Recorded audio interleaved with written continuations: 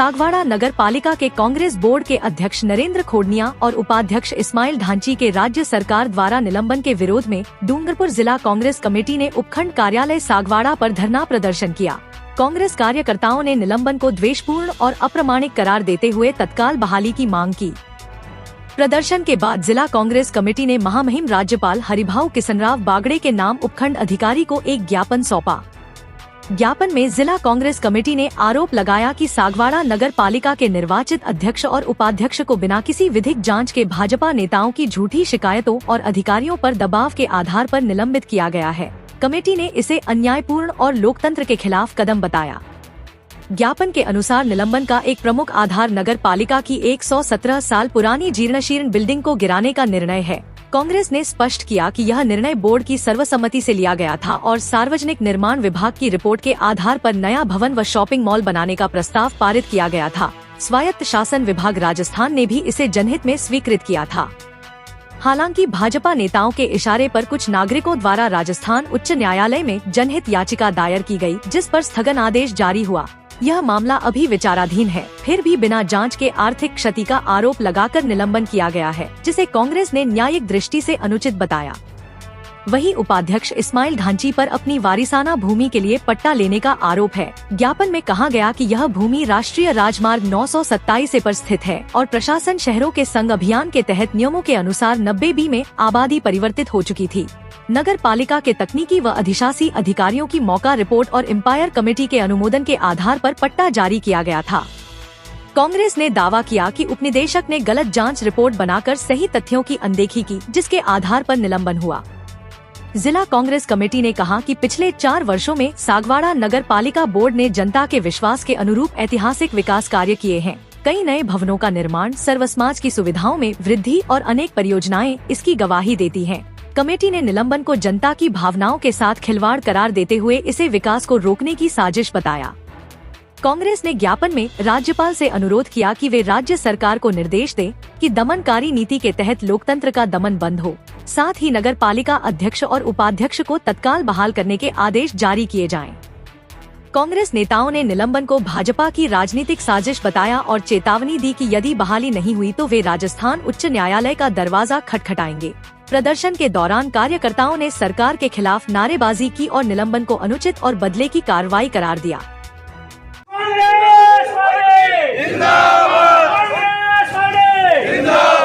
सागवाड़ा के गद्दारों को जूते मारो सालों को, सागवाड़ा के गद्दारों को जूते मारो सालों को, सागवाड़ा के गद्दारों को जूते मारो सालों को। सागवाड़ा से पधारे हुए कांग्रेस के सिपाहियों, निलंबन करने का अधिकार सरकारों के पास है, लेकिन सागवाड़ा का नगर पालिका का चेयरमैन और वाइस चेयरमैन को निलंबित किसके कहने पे किया, ये सोचने की जरूरत है। साथियों, दिमाग में रखना आप इस बात को कि राज्य सरकार भारतीय जनता पार्टी की और उनकी सरकार ने निर्णय लिया।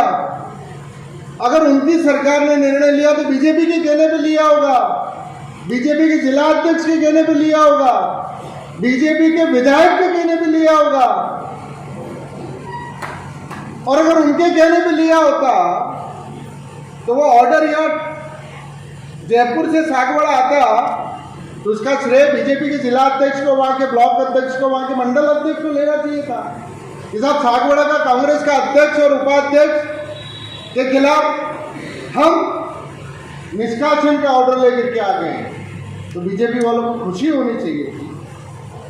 तो उनका जिला अध्यक्ष आकर के प्रेस कॉन्फ्रेंस करता, लेकिन 48 घंटे हो गए हैं, अभी न तो इस निलंबन का समर्थन न तो भाजपा के जिला अध्यक्ष ने किया है, न उनके ब्लॉक मंडल ने किया है, न उनके विधायक ने किया है, न एक पार्षद सोशल मीडिया पे ये कहने के लिए तैयार है कि ये निर्णय अच्छा हुआ है। ये भारतीय जनता पार्टी की सरकार से पूछना चाहता हूं, ये निर्णय किया किसने? ये तो भूमाफियाओं ने, कांग्रेस के दल बदलुओं ने सौदाबाजी करके, और मुझे लगता है कि राजस्थान की सरकार को गुमराह करके और झूठे दस्तखत चढ़ा करके या लेन देन करके करवाया गया है। वरना इन 48 घंटों में कोई तो बीजेपी का आदमी आता सामने कि हमने ये करवाया है। कर कौन रहा है? एक दल बदलू भूमाफिया, इसका पूरा खानदान का काम ही है कि उसका बाप जब कुलदीप गांधी प्रतिपक्ष का नेता था और मैं जिला अध्यक्ष था तो मैं उससे कहता था कि तू प्रतिपक्ष का नेता बन गया, 5 साल तो कुछ बोल तो सही। हमारे पार्षद बेचारे सब आके कहते कि साहब ये प्रतिपक्ष का नेता बीजेपी के खिलाफ तो कुछ बोलता ही नहीं है। फिर बाद में पता चला बोले कैसे, उसने तो अपने नाम से, अपनी बीवी के नाम से, अपनी बेटी के नाम से, अपने करोड़पति जमाई के नाम से, अपने बेटे के नाम से और अपने बहू के नाम से करोड़ों रुपयों की जमीन, जो ये यहाँ पर ये मार्बल वाला जितना है वो जमीन के पट्टे उसने गरीब आदमी को नहीं मिलते हैं, लेकिन उस गरीब करोड़पति आदमी ने ले लिए। तो बीजेपी के खिलाफ बोलेगा क्या? क्या बोलेगा वो? और क्या क्या क्या शपथ पत्र दिया इन्होंने? कौन? उनका जमाई, इस वागड़ का सबसे बड़ा करोड़पति आदमी, वो क्या शपथ पत्र देता है कि मैं गरीब आदमी हूं। हे प्रभु, ये शपथ को मान लेना। शर्म आनी चाहिए तुम्हारे को कि तुम्हारे बेटे और तुम्हारे जमाई इस वागड़ का सबसे बड़ा दानवीर परिवार और उसके बेटे को, तुम्हारे जमाई को तुम यह शपथ पत्र दिलवाते हो कि मेरे हिंदुस्तान के अंदर एक जमीन नहीं है, मैं आयकर दाता नहीं हूं और मुझे कच्ची बस्ती के अंदर दे दो। इससे बड़ा दरिद्र काम का क्या हो सकता है? इनके ऊपर तो मुझे दया आती है, ऐसे आशीष गांधी और कुलदीप गांधी के, उन गद्दारों को।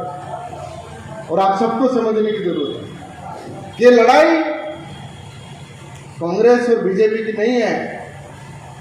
अगर ये होती तो बीजेपी वाले सामने आते। ये लड़ाई तो भूमाफियाओं की और सागवाड़ा की भूमि को बचाने की लड़ाई है। साथ चुनावी हमने इस पे लड़ा, हमने तो कई बार कहा इस आदिवासी मोहल्लों के अंदर पिछले 30 साल के अंदर 1 इंच सड़क इस बीजेपी वालों ने नहीं बनवाई। लेकिन सागवाड़ा का कोई आदिवासी मोहल्ला ऐसा नहीं है जहां पर सीसी सड़क इस कांग्रेस बोर्ड ने नहीं बनाई।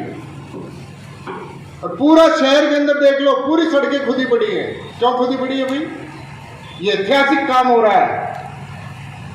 125 करोड़ रुपया सीवरेज लाइन का आया। आज पूरे गांव के अंदर सीवरेज लाइन डाली जा रही है, जो अगले 100 साल तक हमारे शहर को एक बड़ी खूबसूरती देगा। वो काम नरेंद्र खोड़नी और कांग्रेस की पार्टी ने किया। सागवाड़ा की 4 तालाब जैसे पूरे उदयपुर डिवीजन के अंदर, उदयपुर के अंदर जैसा है, उसके 40 करोड़ रुपए का काम वहां पर चल रहा है। लेकिन इनके बीजेपी के जो दलाल है, ये गैंग है, वो सुबह शाम उन ठेकेदारों को परेशान कर रही है कि कमीशन दो, कमीशन दो, कमीशन दो।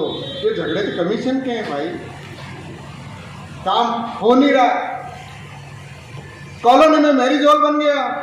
अब ये सागवाड़ा का नगर पालिका का भवन आप सब देख लें, 117 साल पुराना भवन है, तो उसको गिरा करके नया नहीं बनाना पड़ेगा। कौन बनाएगा भाई? अरे बस हमारे पास पैसा है। और मैं फिर कहता हूं कि उदयपुर डिवीजन के अंदर 50 साल के अंदर पहली बार उदयपुर शहर के अंदर हर समाज को, आदिवासी समाज हो, खटीक समाज हो, बोरा समाज हो, बनिया समाज हो, ब्राह्मण समाज हो, सुतार समाज हो, मोची समाज हो, कुल 50 समाजों को मेरे पास आए उदयपुर के लोग। 50 समाजों को देश की आजादी के बाद एक ऑर्डर पे अशोक गहलोत ने उनको जमीनें मुफ्त में दी है। वो उदयपुर के अंदर हमने किया, हर समाज को जमीनें दी हैं। तो मैंने कहा जब वहां दे सकते हैं तो सागवाड़ा में क्यों नहीं दे सकते? यहां भी सभी समाजों को हमने बुलाया। ब्लैकलिस्ट, अब भाई मैं कौन सी तोप हूं? और नरेंद्र भाई, एक राजस्थान की कितनी है, कुल कितनी नगर पालिका है? कितनी है? 184। अब इसे एक नगर पालिका में, यहाँ तो एसटी रिजर्व में कहाँ एक नगर पालिका में क्या उड़ता है? तो डर है, भय है उनको। किसका भय है? इनका भी भय है और नरेंद्र दिनेश भाई का भी भय है। वो उदयपुर से भाग के रहता है। वो जानते हैं कि साला अब क्या करें, ईडी ले आए, पीडी ले आए, वो जीएसटी वाला ले आए, वहां से कुछ हाथ लगाने अब ले दे के तो एक बात नरेंद्र जी चले जाओ हाई कोर्ट में, 4 दिन में स्टे मिल जाएगा, मेरे गारंटी है मेरी। मैं भी उसने कहा स्टे, वकील साहब मेरे को स्टे ले जाना, तुम जाओ, काय को रात को यहाँ पड़े हो, और दूसरे दिन स्टे आ गया, इसलिए ऐसा कुछ नहीं है। और मैंने भी कांग्रेस के इस तरह से कई ब्लैकलिस्ट और कई तरह की, मेरे फादर थे उस वक्त, तो कई तरह के शिकायत रोज नहीं, शिकायत रोज मेरे पंपसेट की रोज साहब शिकायत होती थी, कोई परवाह नहीं। तो आज तो 73 साल हो गए, बाल भी काले और अपने दिख रहे ने, तो 73 साल में कोई फर्क नहीं पड़ता है। इसलिए इस तरह कोई घबराने की बात नहीं है, क्योंकि आगे राज करना है ना, क्या इसी से करना है, पंचायती राज आ रहा है, फिक्र करने की जरूरत, पंचायती राज आ रहा है, पंचायती राज में सुपड़े साफ हो जाने वाले। आप देखिए, फील्ड में जाइए तो पता लगे, फील्ड में जाओ तो पता लगे इनकी क्या हालत है। जनता उब चुकी है, न तो साला नरेगा का पैसा आ रहा है, न मजदूरी का पैसा, न कारीगर का पैसा, न एफटीओ किसी तरह का रुपया कहाँ मिल रहा है क्या? यहाँ कोई सरपंच या पंचायती राज से जुड़े हुए मेरे साथी होंगे तो उनको पता होगा, मेरे को तो पता है। पूरे जिले का डूंगर, बांसवाड़ा, उदयपुर, चित्तौड़, भीलवाड़ा, तो मेरा खुद का थोड़ा बड़ा काम चलता है, लेकिन मेरा काम भी ठप पड़ा, क्योंकि उनका पड़ा तो मेरा कहाँ से चलेगा। तो इसलिए मेरा आप सबसे निवेदन है, और बहुत ही अच्छा काम किया है, और नरेंद्र भाई से मेरा निवेदन है कि कोई घबराने की जरूरत नहीं है, पूरी कांग्रेस आपके साथ है, और जो कांग्रेस के विरोध में है उनको कांग्रेस के अगर निकालना है, माननीय जिलाध्यक्ष जी, आप उसके लिए मतलब पूरा अधिकार है। आजकल तो मैं तो देख रहा हूँ, मैं भी अभी जयपुर दिल्ली जाके आया हूँ, तो ऐसा लगता है कि अध्यक्ष जी को खूब पावर दे दिए, अब कौन सा पावर है वो तो पता नहीं, पर दिए बहुत पावर है क्या। अब इसलिए मेरा तो ये कहना है कि पावर का उपयोग करो, अब नहीं करो तो फिर वो अपन क्या कर सकते हैं, निकाल दो। और एक नहीं, अनेक जो भी है, जो भी ऐसा लगता है कि कांग्रेस का काम, राहुल जी ने कहा है, मैं नहीं कह रहा हूं, राहुल जी कहता है 4, 10, 20, 40 निकाल दो ताकि बीमारी जाए, ये राहुल जी कह रहे हैं, मैं नहीं कह रहा हूं क्या। इसलिए माननीय अध्यक्ष जी आपको पावर दिया है और उपयोग करो, हम तो आपके पीछे तैयार, कहीं पावर कम हो जाता है एक आधा सेल लगा देंगे, यही काम कर सकते हैं। इसलिए आप सबसे निवेदन है कि इस तरह का काम को धन्यवाद है।